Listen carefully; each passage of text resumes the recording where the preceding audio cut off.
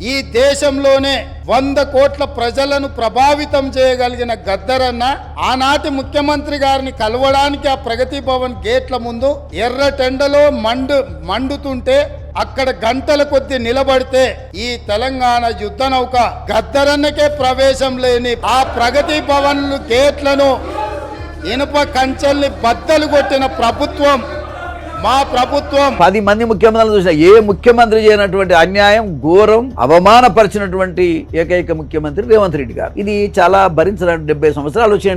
నాకే ఆయన ఇంటర్వ్యూలే. నేను పోతేనే సుమారు 6 గంటలు బయట కూర్చొని పెట్టినాను.